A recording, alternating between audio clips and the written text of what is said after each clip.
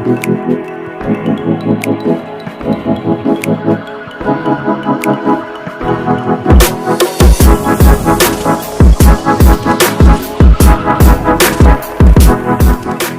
kita berikan tepuk tangan yang meriah bagi Tuhan Yesus, Allah kita yang perkasa. Hari ini saya menyampaikan firman Allah kepada saudara sekalian dengan tema adalah waktunya pikul salib. Amin, saudara.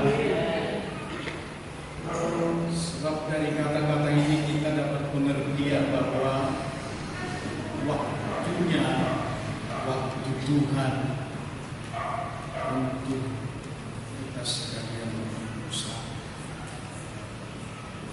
Saudara, ada firman yang mengajar juga di tengah kehidupan ini tentang kesusahan seluruh saudara. Perhatikan baik, kesusahan sehari cukuplah dalam sehari, yang artinya bahwa setiap kali ada masalah, susah, saudara harus selesaikan dalam satu hari. Itulah yang terjadi pada hari Kamis semalam, saudara. Saya dikejutkan dengan satu peristiwa. Anak kembar putri dari Ridho, pendeta muda yang ada di Jakarta sebagai cabang dari gereja ini, meninggal. Dari lahirnya hanya beberapa jam. Yang paling tua ada lebih dari 12 jam. Dan yang paling kecil adalah kira-kira 6 sampai atau 4 jam. Meninggal, dan saya diberitahukan oleh ayahnya atau bapaknya, meninggal keduanya. Saya tersentak dan berkata, ya Tuhan turut beracara, dan sesuatu yang terbaik menurut yang Tuhan mau. Setelah itu yang kita banyak berdoa, itu dulu laksanakanlah bagaimana supaya pengertiannya dilakukan dengan segera. Ya aku dan Tuhan memberkatimu. Dan seperti itulah seharian sampai kepada hari Jumat pun saya menangis terus. Bolehkah menangis seorang hamba Tuhan? Boleh. Karena itu selesaikan dalam satu hari itu. Dan saya menganggap itu, saudara-saudara, adalah juga pikul salib. Artinya tidak berlarut-larut dan menandakan bahwa saya pun berserah kepada Tuhan. Aku punya iman di balik semua itu ada rencana Tuhan yang indah bagimu, bagi ayahnya, yaitu pendeta dari Ridho. Sehingga dengan demikian saya pun sebagai orang tuanya dan yang menjadi nenek dari yang diam, selesaikanlah pada hari Jumat. Saya berdoa pagi-pagi itu adalah supaya semua saya serahkan kepada Tuhan, dan jadilah seperti yang Tuhan mau, yang indah dan baik dalam rancangan di tengah kami keluarga. Dengan demikian saya aminkan. Lalu saya membaca ini firman, dan kita sekalian sama-sama membacanya pada Lukas pasal 9 ayat 23 sampai kepada ayat yang ke-26. Inilah juga topik firman Allah yang kita akan dengar pada hari ini. Saya akan membacakannya di hadapan sidang jemaat Tuhan pada Lukas 9 ayat 23 sampai dengan ayat yang ke-26. Katanya kepada mereka semua, setiap orang yang mau mengikut aku, ia harus menyangkal dirinya, memikul salibnya setiap hari dan mengikut aku. Karena barang siapa mau menyelamatkan nyawanya, ia akan kehilangan nyawanya. Tetapi barang siapa kehilangan nyawanya karena aku, ia akan menyelamatkannya. Apa gunanya seorang memperoleh seluruh dunia, tetapi ia membinasakan atau merugikan dirinya sendiri?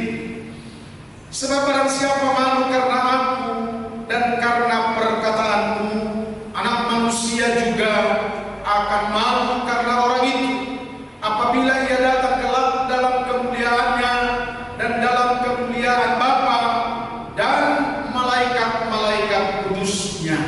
Demikianlah firman yang sedang disampaikan tentu kepada semua murid atau setiap orang yang percaya.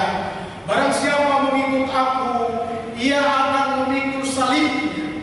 Ada hal yang harus kita ketahui hari ini, bahwa kita pun punya salib. Salib itu adalah perkataan dan perintah Tuhan kepada setiap pribadi-pribadi kita ketika kita dipanggil, yang harus kita lakukan. Besar arti dan besar khasiatnya, serta dalam semua hal yang dimaksud adalah supaya semua kita ini adalah taat dan melakukannya dengan ikhlas untuk mengikut Yesus, yang harus kita memikul salib itu setiap hari. Katakan amin, saudara. Mari kita berikan tepuk tangan bagi Yesus Kristus. Bahwa hari ini pun saudara-saudara, kita akan menyambut firman ini, dan tidak terlambat untuk saya katakan kepada saudara-saudara adalah supaya kita semua juga memikul salibnya, salibmu di tengah engkau yang percaya kepada Yesus Kristus. Masing-masing bahagian kita hidup di tengah kehidupan itu untuk kita akan pikul dengan setia. Amin, saudara. Karena ada ketentuannya. Barang siapa malu memikul salib itu, mengatakan salib itu, menyampaikan salib itu kepada yang lain, aku pun sebagai anak manusia akan malu untuk mempertanggungjawabkan kamu, mengatakan namamu sebagai pengikut Yesus Kristus. Aku malu, kata Yesus Kristus. Di dalamnya adalah supaya kita semua bisa ambil bagian dengan pasti atau positif, adalah kepada kita juga sekalian berkata dalam hati kita, aku komitmen, aku akan pikul salibnya. Amin, saudara-saudara. Ada 3 hal yang saya akan sampaikan kepada saudara. Yang pertama adalah waktunya bangkit, pikul salibmu. Amin, saudara. Supaya bukan sembarangan, biasa-biasa atau terbiasa dalam segala budaya dan keadaan saudara-saudara yang bukan melakukan kebenaran firman Allah. Sehingga hari ini pikul kuk ataupun pikul salib itu setiap hari adalah bahagia yang terutama untuk kita akan lakukan di tengah kehidupan ini, sehingga kita harus bangkit untuk pikul salib. Dan ternyata saudara, saya harus katakan kepada kita sekalian, sudah dikatakan di dalam perjanjian lama, waktu firman yang ditulis oleh Yesaya, oleh Allah bersama dengan Yesaya, maksud saya dalam Yesaya 60 ayat 1 sampai dengan ayat yang ketiga. Kita renungkan ini firman saudara-saudara lebih lagi, tidak sekedar untuk berlalu begitu saja. Kata firman Tuhan, bangkitlah, menjadi teranglah, sebab terangmu datang dan kemuliaan Tuhan terbit atas. Bahwa kita kalau menerima Yesus Kristus, kita ini harus menjadi terang.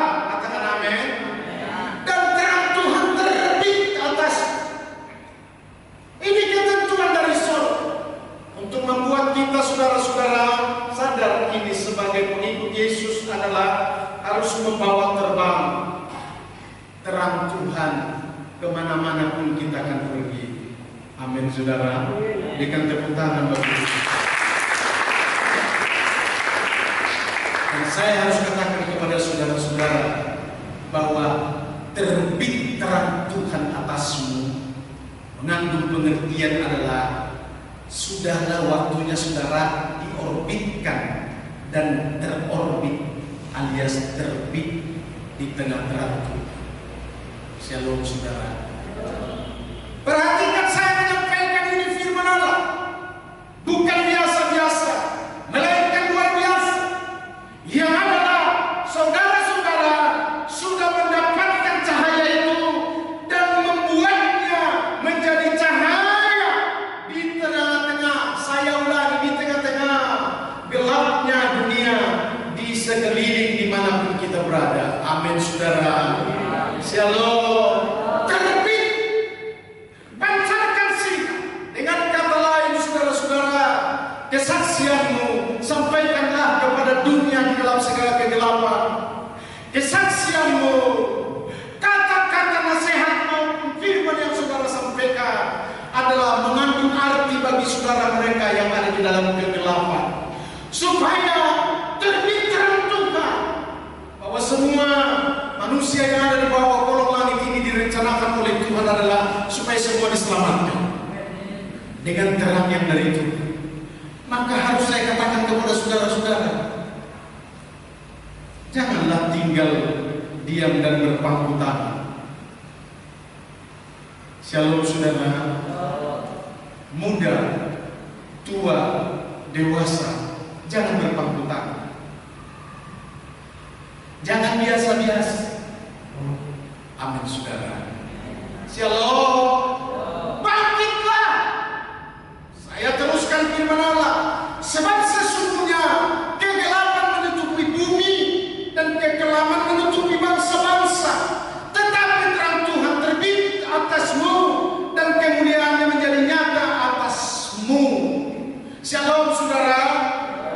Betapa rindunya segala kebenaran firman yang diungkapkan di tengah-tengah Alkitab untuk menyatakan supaya dunia ini semua menerima terang dan kemuliaan dari Tuhan. Shalom. Shalom. Siapa yang akan melakukannya? Saudara-saudara, bukan yang lain. Maka harus saya akan beri peringatan kepada saudara sekalian adalah patahkan yang namanya sesuatu menghambat dan menghalang di tengah terang Tuhan yang mau diorbitkan atau diterbitkan di mana-mana. Dan kita diberi pengetahuan saudara-saudara mengenai hal itu. Kita tahu apa yang selalu membuat kita tidak bisa selangkah demi selangkah untuk maju menyampaikan firman dalam keselamatan kepada tetangga atau kepada saudara di tengah keluarga. Saya harus beritahu rahasianya adalah kedaginganmu terlalu berat untuk langkah-langkah itu. Sedang firman menginginkan adalah harus berkasutkan kerelaan. Engkau tidak rela. Kebiasaan saja. Makan pagi, makan siang, makan malam, tidur, bangun, makan pagi, makan siang, makan malam, tidur, bangun. Shalom saudara-saudara. Dan itu yang dikatakan Mbah Suli. Makan lagi, tidur lagi. Maka Tuhan pun tidak menginginkan dia untuk berkata-kata seperti itu. Karena menghina dan manusia, maka Tuhan pun pencet. Mbah Suli, karirnya Mbah Suli pun semua dipadamkan di dalam. Hari ini saudara-saudara, firman Allah ini disampaikan kepada niatnya hatimu. Dengar baik. Shalom saudara.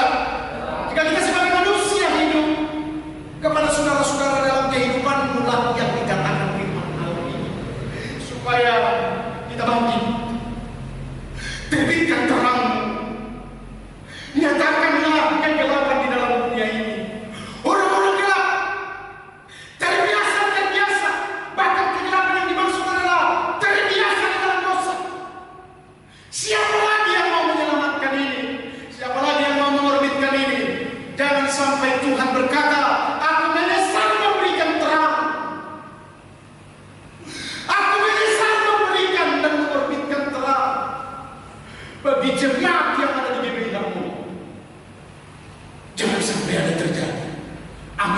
saudara, melainkan adalah Tuhan akan melambaikan tangannya dan berkata, jemaat GBI Harmoni yang aku gembalakan, sungguh semua mendengar dan melakukan segala perintah. Mari kita berikan tepuk tangan untuk yang kedua, saudara-saudara, tinggallah tetap dalam Kristus Yesus Tuhan. Amin, saudara. Shalom.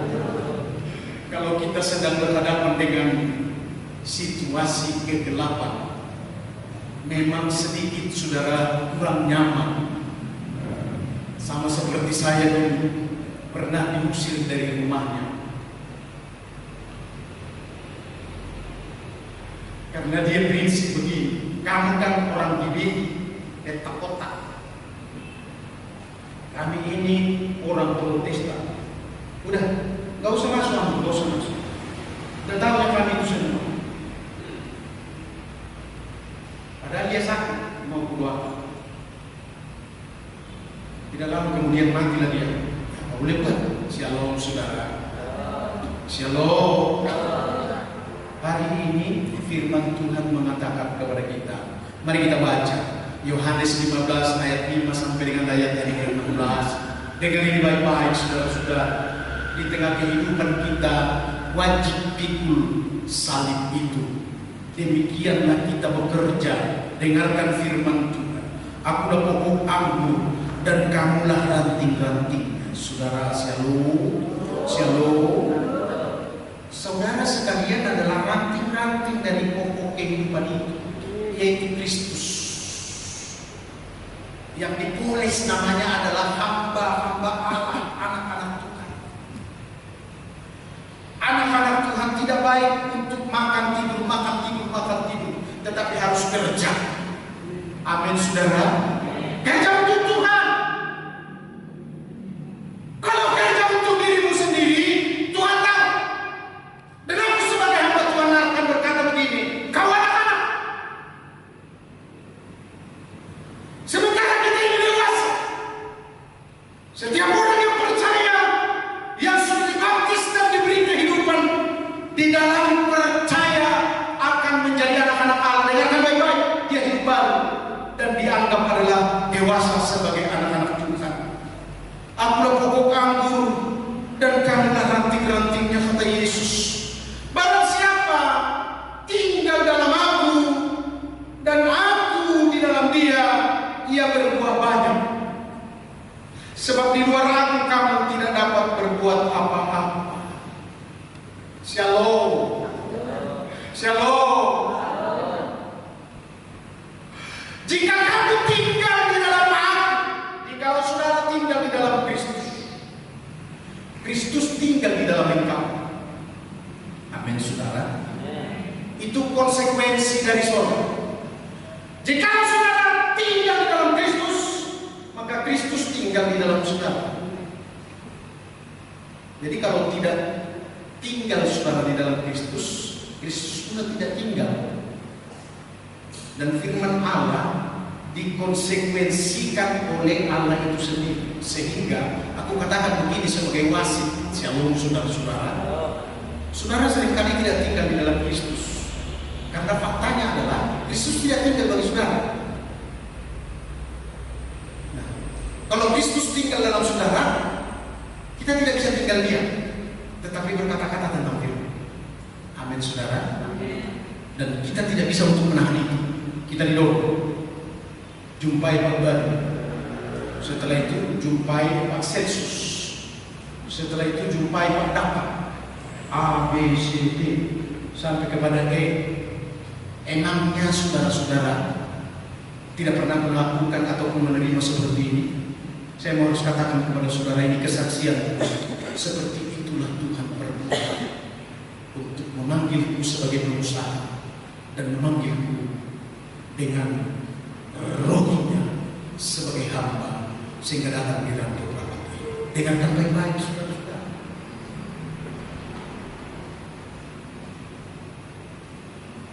Barang siapa tidak tinggal di dalam aku, ia dibuang keluar seperti ranting dan menjadi kering, kemudian dikumpulkan orang dan dicampakkan dilemparkan ke dalam api lalu dibakar. Yang saya harus katakan dengan halus, saudara-saudara, tidak ada artinya dan tidak ada maknanya itu kalau orang hidup di luar Tuhan. Shalom, saudara. Satu hal saja saya katakan kepada saudara sekalian, kalau kita mati, mana bisa lagi kita naik mobil? Shalom, saudara. Berarti gak bisa suka-suka.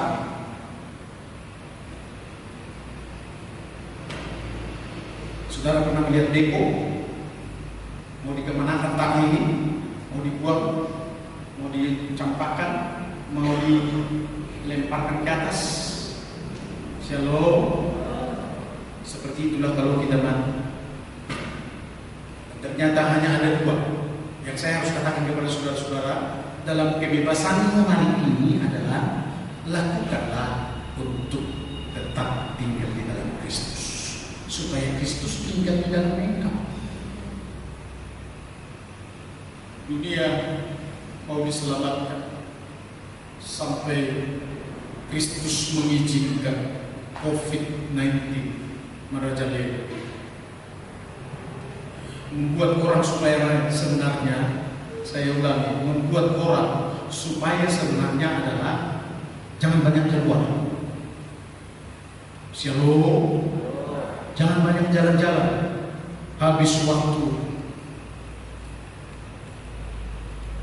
Para konglomerat dan para dewan pejabat hanya untuk terbang sana, terbang sini, terbang ke mana-mana, sana sini, sono sana, laporan kepada pemerintah, terbang sana sini, sana sini, dengan maksudnya COVID-19 mengunci itu semua supaya kembali kepada Allah, tinggal di dalam Allah, di dalam Kristus Yesuslah Tuhan, atas kehidupan seharusnya di tengah-tengah dunia di mana kita berada hari ini juga. Amin, saudara. Kalau tidak, saudara-saudara, dibuang.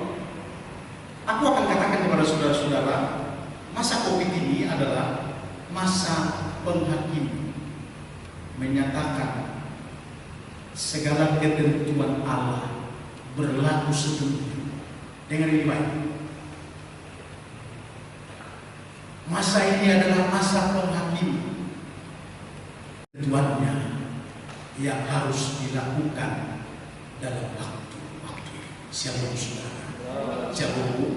Itu sebabnya hari ini saya katakan tinggallah tetap di dalam Kristus, supaya kita ini semua saudara-saudara di tengah penderitaan yang akan datang, kita terbang seperti Raja Wali. Amin, saudara. Kalau kita tetap tinggal di dalam Kristus dan kata firman Allah ini kita bisa berbuah. Bisakah kita berbuah di tengah kekeringan? Shalom. Bisa, asal saja saudara tinggal di dalam Kristus. Inilah ketentuan firman Allah. COVID-19, virus corona yang terjadi di mana-mana, sebenarnya juga adalah supaya kita ini pikul salib, tinggal tetap di dalam Kristus dan menjadi saksi untuk tetap menjadi kabar dan ketentuan keselamatan ada pada umat, kepada bangsa-bangsa. Berikan tepuk tangan bagi Yesus.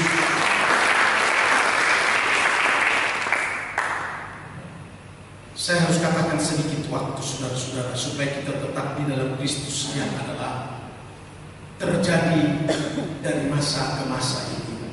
Sudah dikatakan begini, aku akan sampaikan renungan ini untuk saudara bawa pulang besok atau hari ini juga. Dalam Ibrani pasal 12 ayat 26 sampai ayat yang ke-27, ini sedang dibicarakan dalam ketentuan now di zaman ini. Firman Tuhan berkata begini, waktu itu suaranya menggoncangkan bumi, tetapi sekarang Ia memberikan janji, satu kali lagi Aku akan mengguncangkan bukan hanya bumi saja, melainkan langit juga. Ungkapan satu kali lagi menunjukkan kepada perubahan pada apa yang dapat diguncangkan, karena Ia dijadikan supaya tinggal tetap. Apa yang tidak terguncangkan diguncang ini semua. Shalom. Jika kita berbicara soal buah, maka buah itu pun diguncang, saudara-saudara, supaya bisa diturunkan untuk dinikmati karena buahnya sudah matang dengan baik-baik. Tetapi apa yang tidak tergoncangkan, supaya buah-buah yang matang itu adalah bisa dinikmati dan berada di tengah rencana dalam rancangan Allah, dan ditentukan oleh Allah menjadi anak-anak Allah yang beroleh kehidupan kekal atau masuk dalam kerajaan surga. Shalom, saudara-saudara. Tetapi di luar Kristus diguncang. Saya melihat bangsa-bangsa sedang diguncang, saudara-saudara. Perhatikan ini baik-baik. Agama-agama pun diguncang ini, saudara-saudara, saat ini. Sehingga agama-agama mulai kacau balau. Mereka berkata, kita ini sudah banyak orang yang murtad, katanya.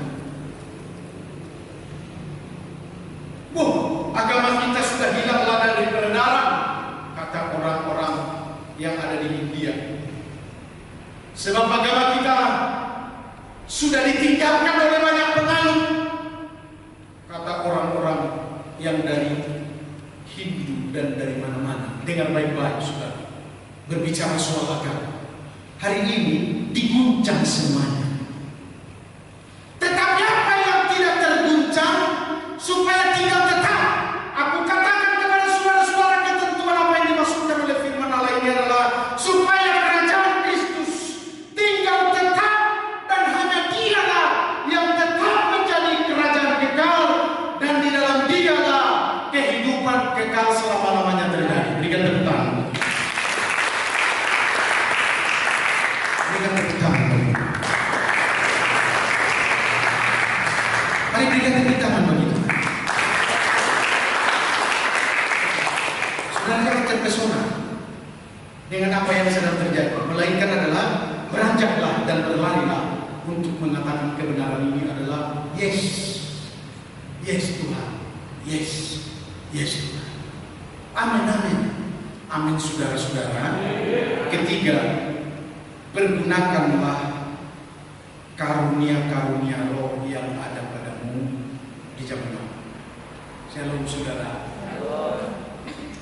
Gereja pun yang ditetapkan adalah tidak dapat diguncang kalau karunia roh ada padanya. Shalom, saudara. Shalom. Karunia-karunia roh. Saya mau katakan Alkitab yang berkata, mari kita akan membaca sebentar dalam 1 Korintus pasal 12 ayat 8 sampai dengan ayat yang ke-9, supaya saudara tahu bahwa firman ini adalah dari sorga untuk menyampaikan tentang karunia roh. Dikatakan, sebab kepada yang seorang roh memberikan karunia untuk berkata-kata dengan hikmat. Shalom, saudara-saudara. Shalom. Shalom. Hikmat. Saya mendapatkan hikmat itu sehingga banyak masalah, problem banyak orang, lembaga dan lain sebagainya, sering aku maju untuk menyelesaikan masalah itu. Aku tahu ada hikmat di dalamku, dan aku maju itu adalah melatih. Hari ini aku sampaikan kepada saudara-saudara, jikalau karunia roh yang ada padamu tidak pernah dilatih, maka dia tidak akan bertumbuh dan tidak akan berkembang dan tidak akan dipercayakan lagi kepada saudara-saudara yang disebut dengan karunia hikmat atau karunia apa yang ada pada saudara. Perhatikan baik. Kepada seorang memberikan karunia untuk berkata-kata dengan hikmat, dan kepada yang lain roh yang sama memberikan karunia berkata-kata dengan pengetahuan. Dengar baik. Shalom, saudara. Karunia pengetahuan adalah karunia roh. Karunia pengetahuan itu yang dari roh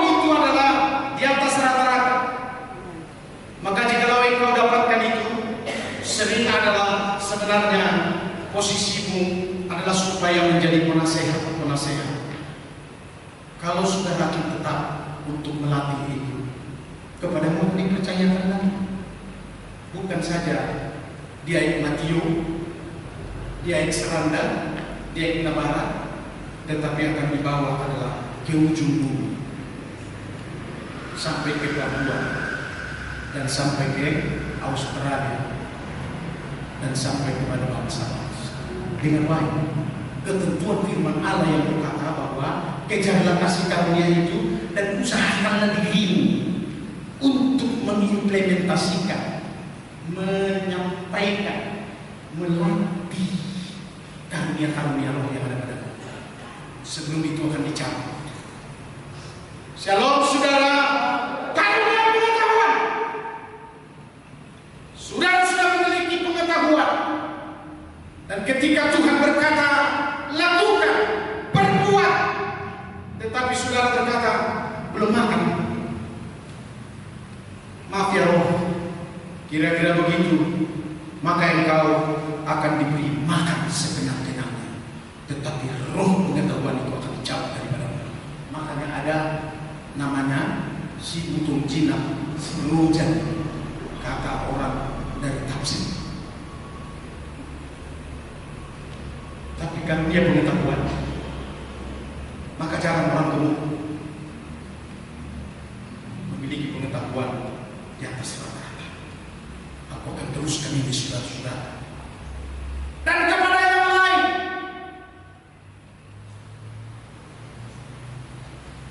kepada yang seorang yang sanggup memberikan karunia iman, dan kepada yang lain dia memberikan karunia untuk menyembuhkan iman. Shalom saudara-saudara, shalom. Saudara yang diperintahkan oleh firman Allah berkata, katakan kepada guru itu, tercapat dan teranjak, asal engkau tidak bimbang dan tidak ragu, maka itu akan jadi padamu. Begitu Tuhan berfirman kepada saudara, latih. Amin saudara-saudara. Saya mau katakan ini pelatihan ini. Dan mungkin saya harus beritahu begini saudara-saudara, untuk menolongmu di dalam melatih. Saya akan kerja sama dengan saudara. Dalam minggu-minggu ini Tuhan sedang berbicara kepada saya melalui hikmat dan pengetahuan, untuk bersama-sama yang dimaksud adalah supaya saudara-saudara mendukung untuk kita buat kebaktian setiap hari Rabu yang disebut dengan kita buat menjadi kebangunan rohani untuk melatih karunia-karunia roh yang ada pada kita. Karunia penyembuhan, jemaat bersama saya maju. Karunia pengetahuan, lebih dulu dia ke sana. Di mana mau kita buat di RPH, di Seranda, karunia pengetahuan lebih dulu mengangkat ke sana. Peralatan musik seadanya. Mulai dari halaman kita harapkan bagaimana sampai ke dalam semua orang datang untuk disembuhkan. Karunia berkata-kata di dalam roh, mulai dari saudara-saudara berkata-kata. Hari Rabu dia Seranda. Contoh, saudara-saudara mulai katakan kepada saudara mulai ada penyembuh, ada karunia-karunia roh. Nanti akan kita lihat di sana. Shalom, shalom, orang-orang yang Seranda dan jemaat semuanya katakan. Ini kita membuat pelatihan ini supaya saya bersama dengan saudara. Karena kalau saudara sendiri, ya selalu itu ya. Makan pagi, makan siang, makan malam, tidur, bangun lagi, makan pagi. Shalom, shalom. Hari ini kita akan ganti. Dunia ini juga kita akan ukir untuk memasyurkan nama Yesus Kristus. Kita mulailah dengan menjalankan itu, dengan kebangunan rohani yang akan kita lakukan. Karunia penyembuhan. Mana karunia penyembuhan? Shalom saudara-saudara. Siapa yang pernah berkata kepada saya, sudah mendoakan dia terus sembuh? Shalom, itu karunia penyembuhan. Saya lebih daripada 22 pernah menghitung saudara tumor, dan termasuk dengan kanker 22. Dicatat. selama saya dalam penginjilan sampai dengan saya menggembalakan jemaat ini. Dan yang mati 1,5. Saudara tahu 1,5 itu? 1 hidup dia terus. Setengah lagi hanya beberapa jam mati lagi. Itu hukum anjing.